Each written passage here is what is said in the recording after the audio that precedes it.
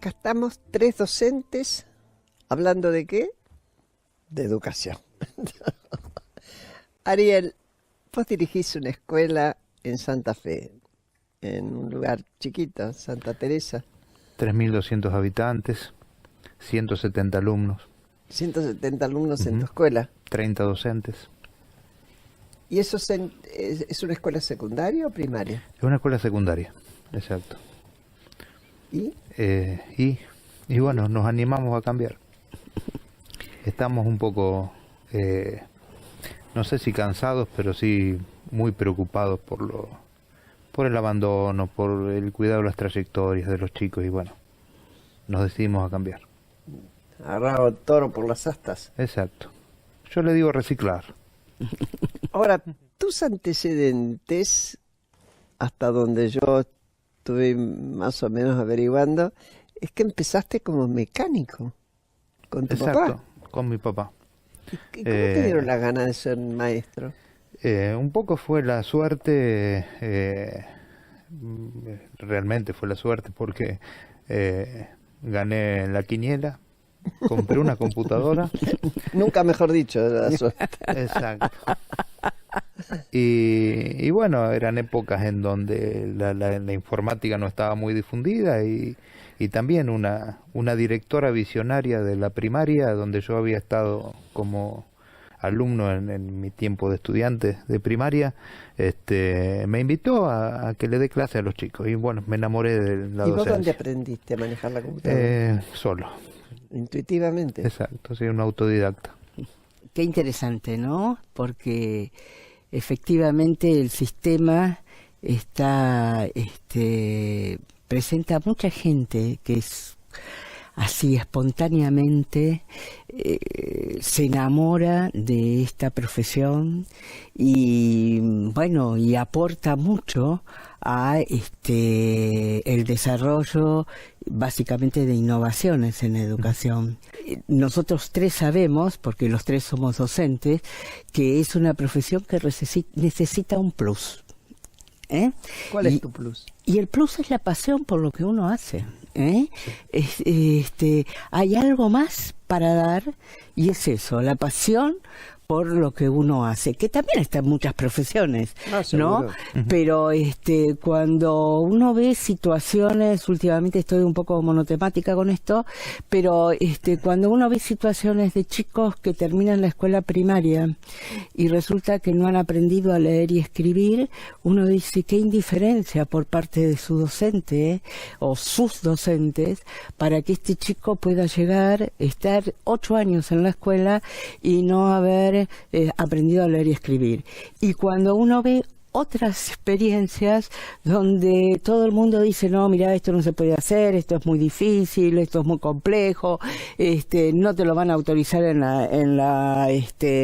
las autoridades, hay alguien que está yendo adelante con su propósito de cambiar. Porque hubo una directora que se atrevió a meter computación. Exacto. Y que buscó al que tenía la computadora. Sí, ¿Y cómo hicieron? ¿Con una sola computadora o después compraron más? Era una piecita de 2x3, una inversión extraordinaria, estamos hablando de los años 80, extraordinaria para la escuela, pero también una directora visionaria. Sí. Bueno, había sido mi directora también y me conocía, obviamente. Y yo me sacaba el mameluco, me bañaba, iba... Sacaba la grasa. Exacto. Iba y le daba clase a los chicos. La verdad que para mí era un placer. Era un placer. Y bueno, estábamos ahí en esa piecita, 20, 30 chicos, y en el medio estaba yo, me parecía. O sea, muy joven. No tanto, sí, tenía mis 20. Bueno, un niño. A mí me viene a decir que no a la tanto. distancia era un niño. A la distancia era un niño, sí. Sí. Ariel, ¿y cuál es el elemento que te ayuda a explicar cuáles son las innovaciones que estás haciendo ahora en esta escuela secundaria? A ver, el elemento primordial, la esencia de la transformación es acompañar a los chicos en desarrollar un proyecto de vida y precisamente acompañarlos en la elección de una vocación y en saber quiénes van a ser el día de mañana. Creo que ese es el elemento primordial. Digamos que la formación académica es una excusa en nuestro caso. Bueno, pero ¿cómo se hace eso pedagógicamente? ¿Cómo se hace? Porque esa es la pregunta, ¿no? Te quieres sacar el secreto, Guillermina. Sí, claro. A ver, En nuestro caso, con empoderamiento. Creemos que... ¿darle poder a quién? A los chicos. Ajá. A los chicos. Darle poder sobre los conocimientos, sobre la tecnología, sobre las relaciones.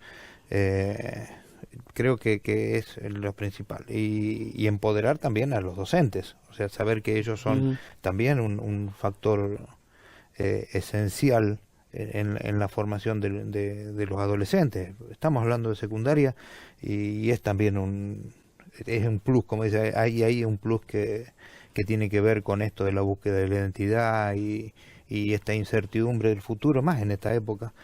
Acá hay un Ariel, Sí. empezó mecánico, trabajó con su computadora, enseñó computadora, pero después se hizo el instituto superior. Sí, sí, sí. Por eso podés ser Fui director. docente antes de ser docente, digamos. Exacto. Tuviste una práctica previa a la exacto, A formación. la docencia con título. Exacto. Sí, bueno, después se dieron un montón de casualidades porque a principios de 2000 casi nadie estaba capacitado para dar informática y yo había tenido ya esa experiencia como de 20 años y bueno, las escuelas empezaron a interesarse por incorporar la informática más que la tecnología en las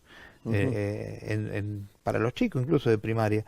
Entonces, bueno, se dieron algunas circunstancias, me fueron llamando de algunas escuelas y bueno, eso me decidió primero hacer una carrera superior, soy técnico superior en administración de empresas y después sí hacer la capacitación pedagógica.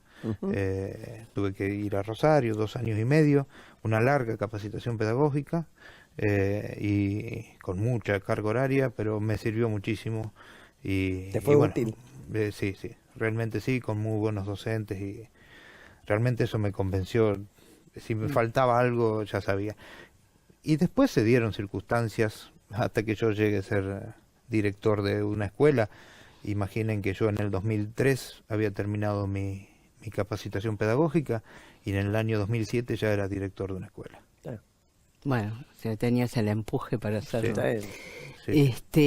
Sí, y en una época que se empezaba ya a plantear la necesidad de buscar alternativas, ¿no? Sí.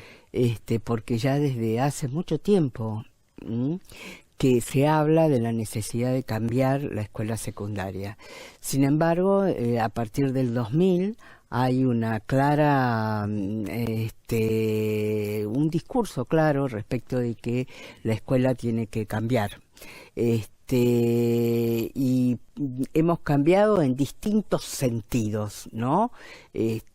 Con un discurso muy centrado en la inclusión, pero con poco discurso pedagógico en relación a eso, pero también con la búsqueda por parte de jurisdicciones y individuales de cambios en el sentido que vos decís, en el sentido de poner al chico en el centro de la escena, hacer que sea el chico el que protagonice el proceso de su aprendizaje, poner los docentes al servicio de ese protagonismo de los chicos, y bueno, creo que pero siempre es muy difícil llevar adelante la experiencia concreta, porque lógicamente el sistema está organizado para otra cosa. Cuando vos decís inclusión, Sí.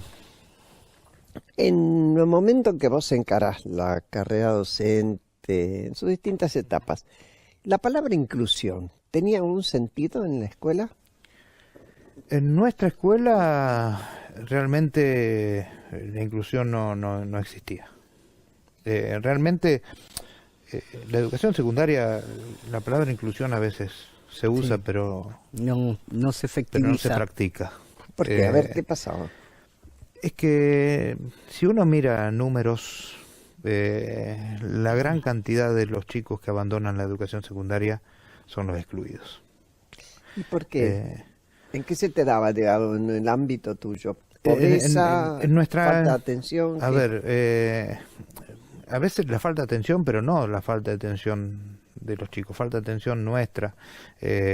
Nosotros, a ver, un ejemplo porque a mí me gusta mucho, como práctico me gustan mucho los ejemplos. Hace 4 años viene un chico con su madre a inscribirse a la escuela, yo siempre hago una pequeña entrevista. ¿Un chico de qué edad? Y empezaba la secundaria. Claro, un adolescente. 13 años. 13 años, sí. Familia de ladrilleros. Y me dice, voy a venir 3 meses nada más, porque yo quiero ir a hacer ladrillos con mi abuelo. Mira. Y, ¿Era bueno, como una concesión a la familia o una prueba? él no quería ir a la escuela. Hoy va a 4º año, no se lleva ninguna materia, Qué bueno. ha cambiado sus modales. Entonces digo, a veces uno, aprovecha esta autoexclusión de algunos como una, Es un desafío, ya que bravo. está, cegamos, y si quiere estar en la escuela que esté, y si no, no. Para nosotros cada uno de esos casos representa, como decís, un desafío. A ver, vamos a ver si podemos torcer el destino de esta gente. Y bueno, y si dentro de un año que termina la secundaria, él elige ser el mejor ladrillero, con las mejores tecnologías, y Claro, cambiar la fabricación de ladrillos, bienvenido sea. Pero habremos hecho la contribución contra ese chico. Entonces creo que la inclusión pasa por ahí. A veces uno habla de inclusión, como decía, por números. Se Sí. fue el 30%, Sí. pero nosotros tenemos esta práctica de tratar la inclusión como un ser humano, un individuo que tiene toda su esencia, su historia, su cultura. Entonces no puede haber exclusión en ese sentido. Para vos entonces el tema de la inclusión que no estaba Ujú. era fundamental Exacto. y que no es un recitado, Claro, bueno. porque las reglas de la educación es que incluyen a todo el mundo, Exacto. pero en la práctica a veces es un recitado. Ahora, ¿cómo hiciste, para tomar un caso concreto, con este chico al cual vamos a llamar Juan, para que se interesara? ¿Qué le pusiste por delante como interés? Él Él. es, para nosotros, cada estudiante es lo más importante. Destinamos muchísimo tiempo, de hecho reorganizamos toda nuestra estructura en la escuela, los horarios, absolutamente todo. ¿Qué horario tienen en la escuela? Entramos 1:15 de la tarde y salimos a las 6 de la tarde. Pero no tenemos recreos. ¿Ah, no? No. Tenemos un espacio que nosotros le decimos espacio de encuentro, ¿Qué es donde eso? los chicos pueden hablar con los profes entre los profes, los chicos van a la biblioteca, retiran libros, computadoras, devuelven libros y computadoras, se reúnen entre ellos para tomar mate, aunque lo puedan hacer en el salón, pero bueno, también tienen su momento, su encuentro, y bueno, aprovechan para ir al kiosco, aunque ¿Y de pueden cuánto hacerlo en tiempo cualquier es ese momento. encuentro? Son 20 minutos. Eso nos da tiempo a todos a reorganizarnos durante la tarde, a veces contarnos experiencias, en donde las experiencias también participan los chicos. O sea, nuestra sala de profesores es una sala en Es donde abierta. conviven los estudiantes con los profes. Así que bueno, todos los ámbitos se comparten, y por eso nosotros le decimos este espacio de encuentro en lugar de recreo. Pero bueno, creo que son todos los condimentos que hacen a esto también de la inclusión, espacios en donde todos se conocen, se van contando sus cosas, y bueno, eso contribuye mucho al clima. ¿Y cómo se desarrollan las clases? ¿Hay clases expositivas? ¿Hay trabajo conjunto de los chicos? ¿Cómo es eso? Los chicos trabajan siempre en equipo. Ujú. Son equipos de 4, a veces 3, segundo de 3 a 6 integrantes, se distribuyen roles, y los profes lo que hacen es presentarle preguntas con las que ellos después trabajan. A veces utilizan metodología de análisis de casos, otras veces trabajan en proyectos, otras veces en resolución de problemas. Hay mucha Por ejemplo, un intervención. proyecto. ¿Qué sería un proyecto? Nosotros tenemos seis proyectos. En realidad son núcleos temáticos. Nosotros el año pasado teníamos 55 proyectos. Nos pareció un poco mucho porque cada proyecto significaba un montón de esfuerzo de todos. Entonces estuvimos trabajando mucho desde octubre hasta febrero y dijimos, bueno, ¿cuáles son las coincidencias de estos 55 proyectos? Y nos quedamos en 6, que tienen mucho que ver con uno mismo. De hecho son nuestro lugar, nuestra identidad, nuestro cuerpo, nos comunicamos. Uno que tiene que ver con la orientación de la escuela, que es economía y administración, que administro nuestro hogar, nuestro negocio, porque nuestra la escuela empresa. tiene una orientación. Exacto. Y el otro que estamos ahí trabajándolo muchísimo, que es el más, para nosotros más crítico, es el de matemática, y se llama matemática al 100%, y bueno, estamos poniendo mucha fuerza ahí. Eso en matemáticas sin vuelta de hoja. Sin vuelta de hojas. Pero paralelamente a estos proyectos tenemos también, nosotros tenemos 3 horas de proyectos que le decimos, y tenemos 1 hora 20 de talleres. Esa 1 hora 20 de talleres se divide en dos sectores, digamos. Por un lado, los que los acompañan en la vocación. Nosotros le pusimos TIAP, talleres intensivos de acompañamiento de la vocación. De acompañamiento de vocación. Exacto. En eso los chicos, cuando van decidiendo su vocación, que a veces pasa hasta en el primer año, los preparamos fuertemente en eso. Matemática, física, química, derecho, ciencias contables, etcétera. Y por el otro lado tenemos los espacios para la participación, la innovación y la creatividad.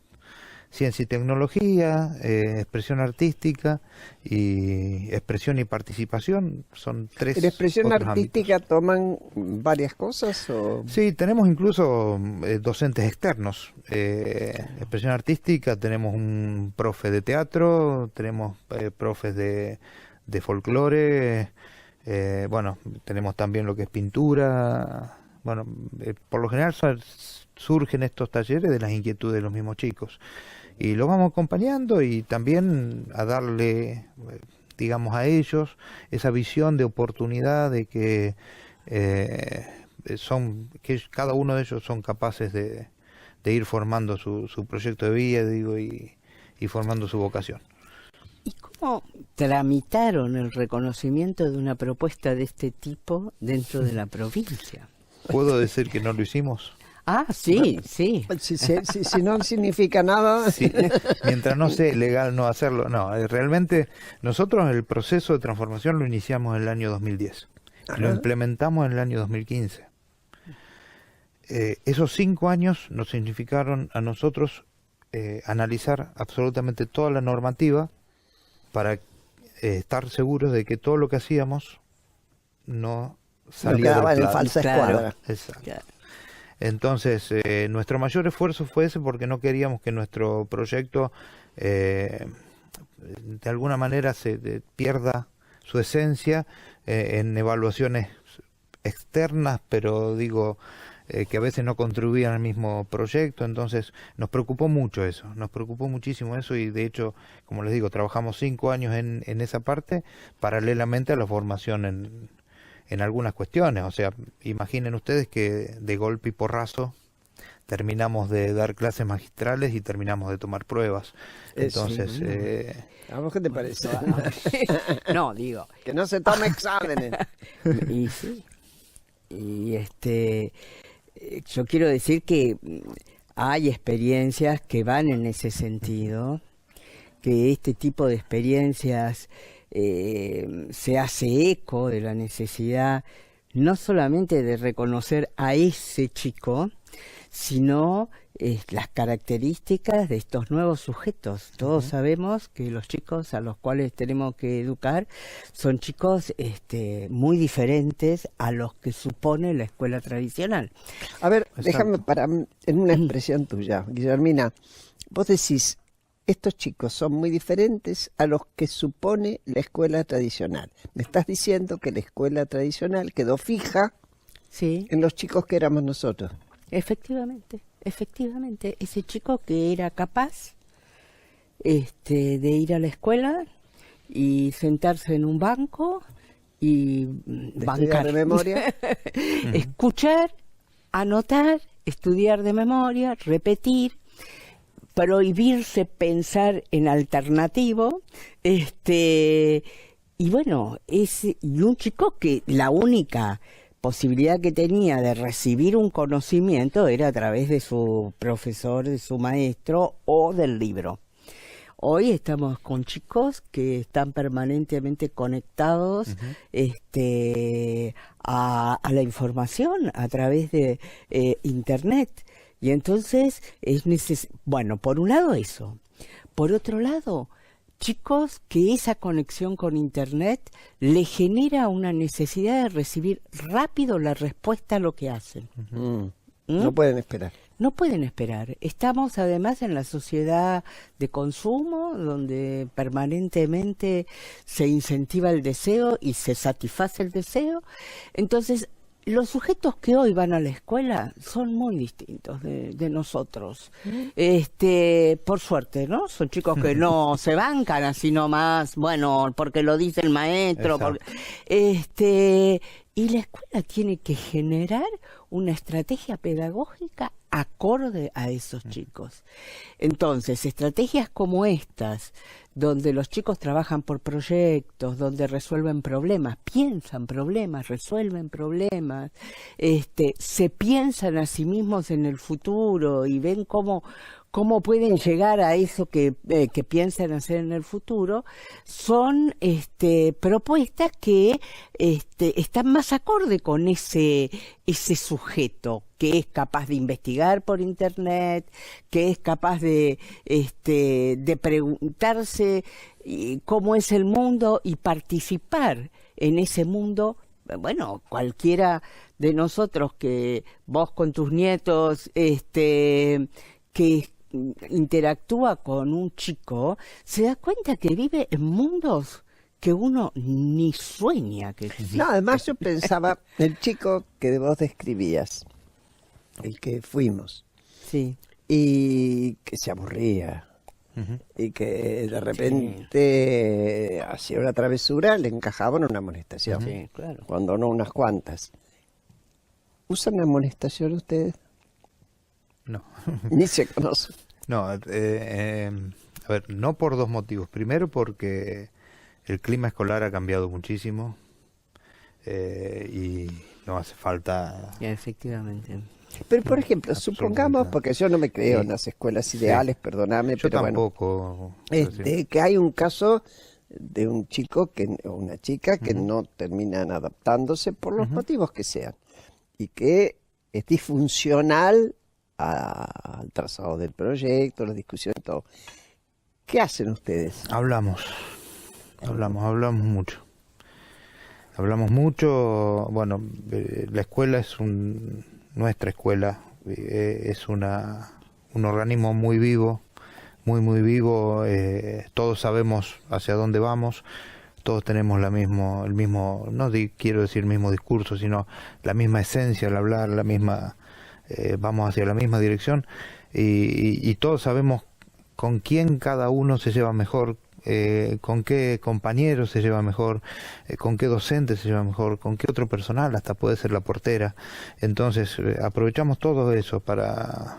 a veces para son ver qué chicos les pasa. Sí, por lo general siempre les pasa algo, no es que...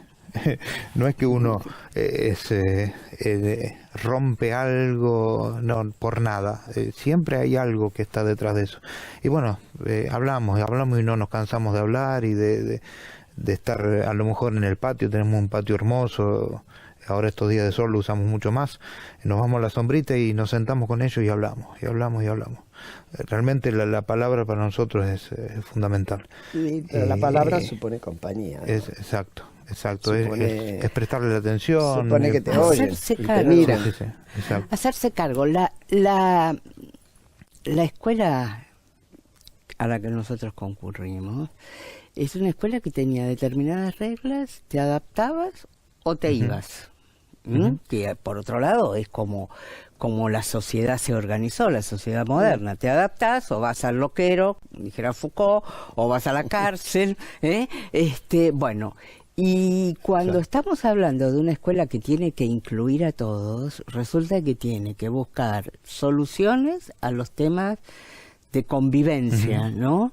Pero también a las soluciones a los problemas de aprendizaje. No todos aprendemos igual, No todos tienen el mismo tiempo ni los mismos intereses. Claro, en el mismo ritmo, no, y entonces es necesario que la escuela esté construyendo propuestas acordes con esas individualidades y también con estas generaciones. Exacto. Porque yo creo que además hay un tema generacional fuertísimo, ¿no? Las escuelas reciben chicos muy muy diferentes a lo que su pedagogía supone. Su pedagogía supone que tiene un chico como nosotros, capaz de aguantar, y resulta que no.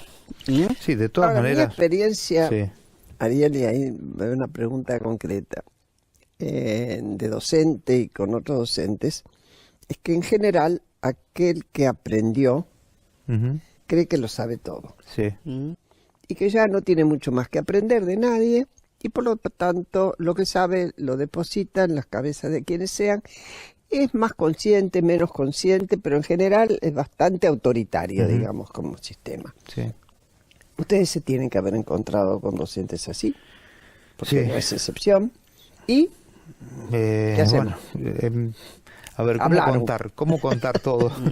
Pero no, son cuestiones que a veces se nos fueron dando por el mismo clima. En una reunión, hace poquito, un par de meses, una profe dijo: Ariel, lo mejor que me pasó acá es que yo estoy aprendiendo. Y adelante los compañeros. Fantástico. Y digo, realmente a mí me dio ganas de llorar, porque digo, haber logrado eso, que alguien diga en una reunión, yo tengo que aprender, y que después digan, sí, yo aprendí yo aprendí esto, yo aprendí lo otro. Una profe de Derecho, cuando se hablaba todo esto, el tema del aborto legal, me dice, no, ustedes no se imaginan lo que yo aprendí con los chicos.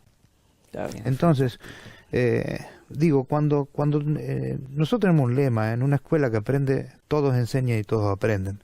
Entonces, esa cuestión es salir del centro de la enseñanza y el aprendizaje es fundamental.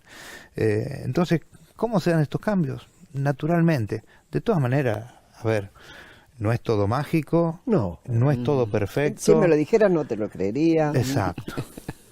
Hay chicos que no se adaptan, como decís, hay chicos que demoran mucho más, hay chicos que con el sistema tradicional hace 5 años eran chicos de 10 y hoy son chicos de 7, claro, 8, claro. Y también crea sus conflictos, claro. Y hay chicos que no había manera de hacerlos pasar de un año a otro si no era empujándolos, y con la nueva metodología. Y hoy son chicos que no desaprueban ninguna materia y están sumamente interesados. Absolutamente hay de todo en la escuela, los chicos son normales. Yo sé que a vos te invitaron a ir a países donde se hace un trabajo específico sobre educación. Sé que estuviste en Finlandia, en Estonia y en Berlín.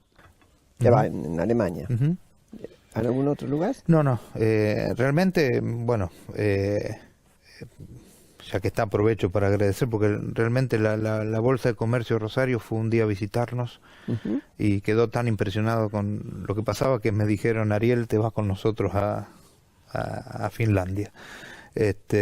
Realmente, primero que para la escuela hablamos de plus 2 o 3 veces, que era el plus que nos faltaba a nosotros para poder ver en carne propia, si uno quiere, muchas de esas cosas que en un principio nos habían inspirado. No tanto, cuando nosotros hablamos de nuestro modelo, precisamente hablamos de modelo y no de sistema educativo. Nosotros cuando fuimos, pues, digo nosotros en plural, pero bueno, en mi persona fue en la escuela, vimos que realmente nosotros estamos construyendo un modelo, no un sistema educativo alternativo ni nada de eso. Estamos muy lejos en la Argentina, en nuestra provincia y en muchas provincias sé que... No, un sistema supondría más escuelas. Exacto. Pero bueno, sí puedo decir que me enriquecí mucho especialmente con el sistema educativo de Finlandia. ¿Qué destacarías? ¿Cuál fue la especialidad en cada uno, si es que había diferencia, me imagino? En Finlandia, obviamente, estar centrado en cada uno de los chicos.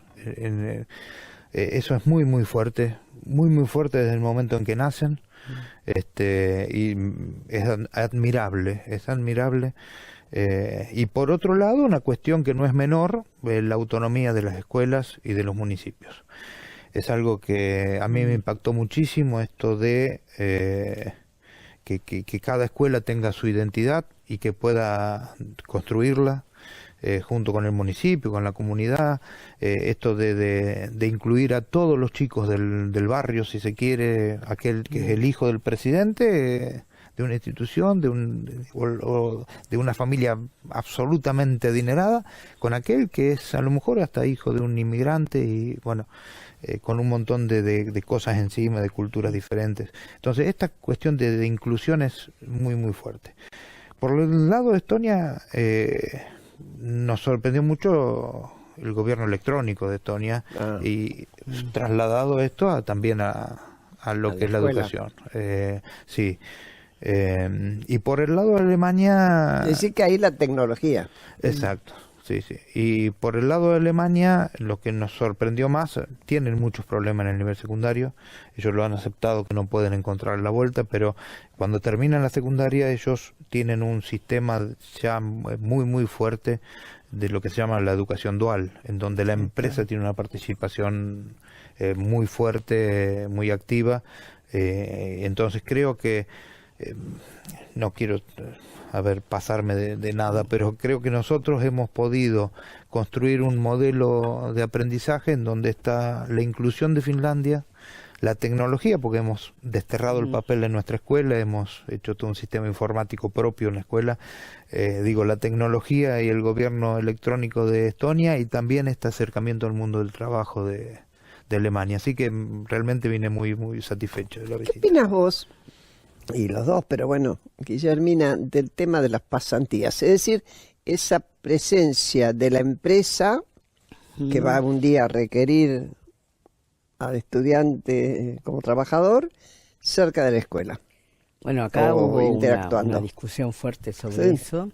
Por eso te digo. Efectivamente, Alemania tiene ya desde hace muchísimos años este sistema dual.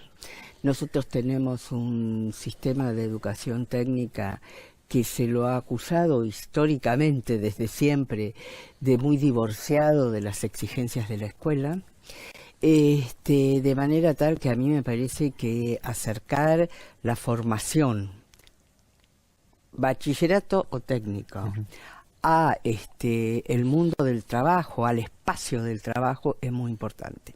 Pero es mucho más importante en sociedades tan divididas como las nuestras, tan polarizadas como las nuestras. Sabemos que los primeros trabajos de los chicos son trabajos que se adquieren a través de la red social, porque la tía, porque el hermano, porque el amigo. Lo que se llama tener agenda. ¿Tenés agenda o no tenés agenda? Sí, efectivamente. Entonces, los chicos de los sectores más vulnerables no tienen esa red. Carecen totalmente de esa red y también carecen del conocimiento de qué es trabajar en un mundo formal, porque probablemente vengan de un ambiente donde nadie trabaja. Claro, en el mundo y más formal. De una generación. En más de una generación. De manera tal... A lo mejor no ocurre eso en Santa Teresa, puede ser, pero acá... En el cono suburbano, muchísimo. Entonces, la pasantía permite hacer ese pase, ese acercamiento del alumno al mundo del trabajo formal. Cuando esa pasantía está armada desde los ministerios, entonces se hace en empresas que los chicos no podrían haber accedido ni para hacer una pasantía si la hubieran negociado desde sus propios lugares o su propia escuela, y los chicos no solamente aprenden cómo es un espacio de trabajo formal, sino que adquieren algunos nombres para poner en la agenda. Exacto. Entonces empiezan a tener agenda. Empiezan a hacer una red que les permitirá luego avanzar en eso. Entonces, bueno, cuando se planteó esto en la ciudad de Buenos Aires se dijeron una serie de disparates enormes, entre los cuales se dijo que, bueno, que se quería usar la mano de obra a las empresas. Bueno, las empresas, te voy a contar, le fastidia poner un chico que no sabe. Los chicos, ¿eh? Es necesario que las escuelas hagan una buena articulación con las empresas, un buen programa para las escuelas, para los chicos, para que, bueno, las empresas acepten en realidad, porque tienen el trabajo de incorporar a esos chicos. Claro. Así que, bueno. No, sí, yo, digamos, mi pregunta no era inocente, tenía Sí, mucho por que ver supuesto. con esto. Y en ese sentido, ¿cómo les ha ido a ustedes en cuanto a la persistencia en el estudio, a la deserción y todo eso? ¿Lo han evaluado a lo largo de estos años?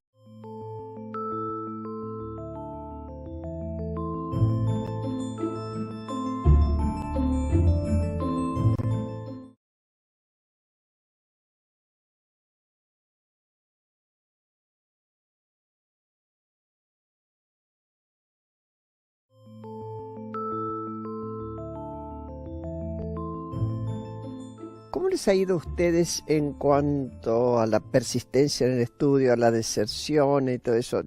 ¿Lo han evaluado a lo largo de estos años? Nosotros evaluamos absolutamente todo. Todo.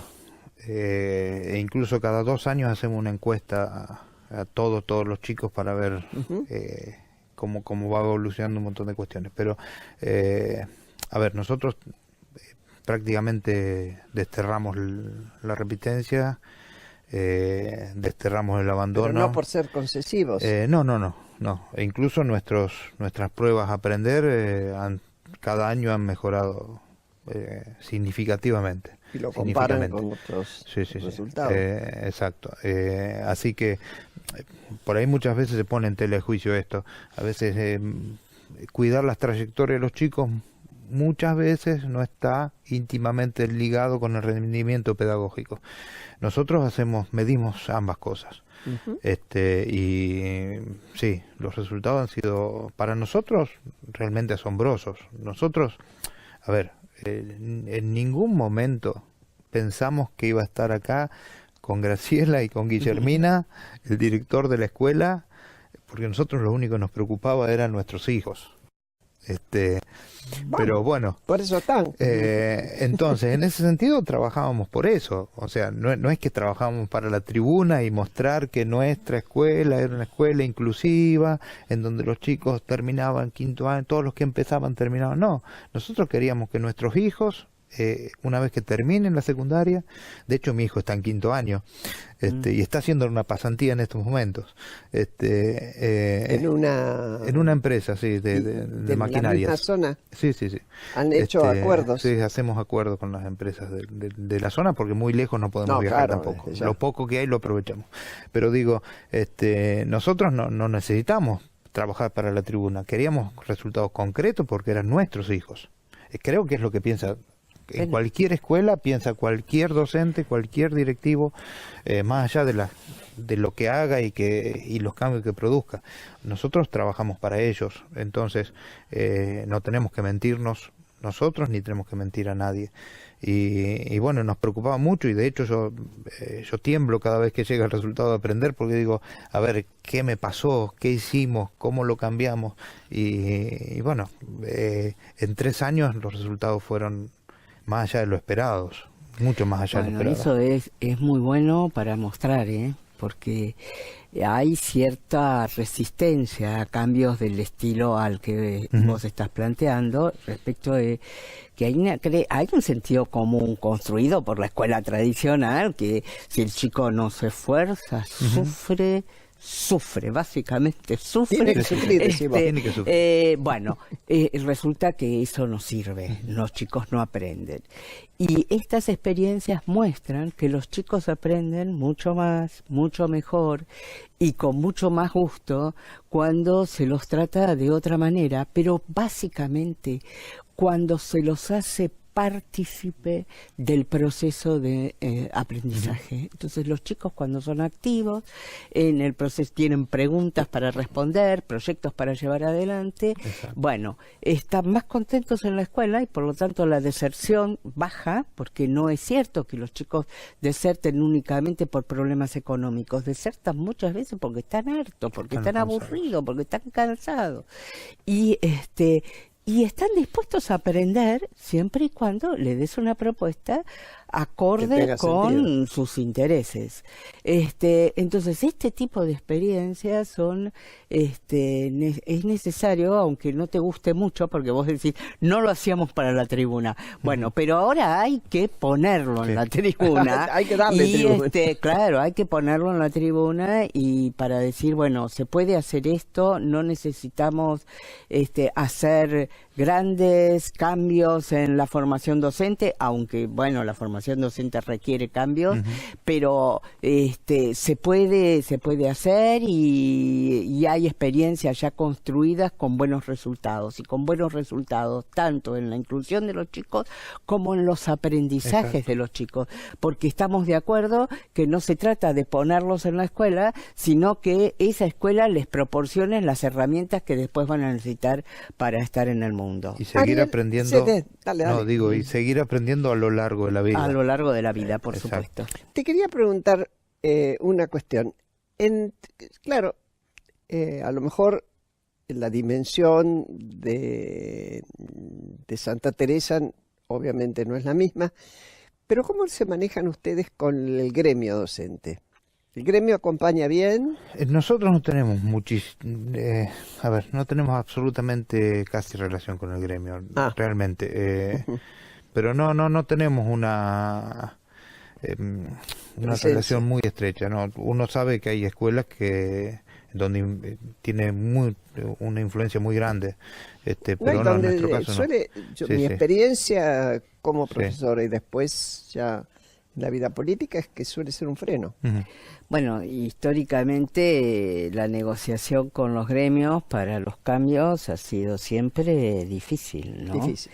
Y cuando los cambios implican también modificaciones en la planta docente, bueno, es más difícil todavía la negociación. Uno se pregunta, por ejemplo, países como Finlandia, como Alemania, tienen gremios, como que no. Pero ahí son colaborativos.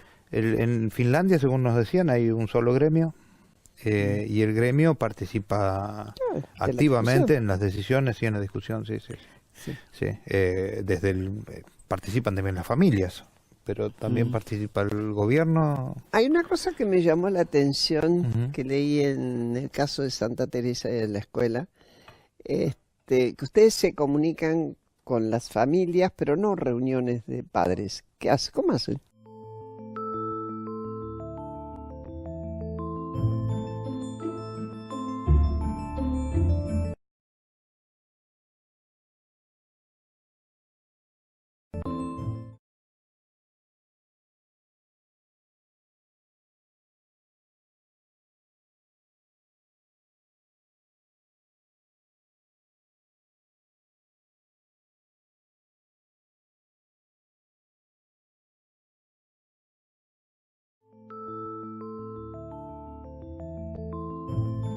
Hay una cosa que me llamó la atención, que ustedes se comunican con las familias, pero no reuniones de padres. No. ¿Qué hacen? ¿Cómo hacen? Tenemos un sistema informático que desarrollamos. ¿Armaste vos?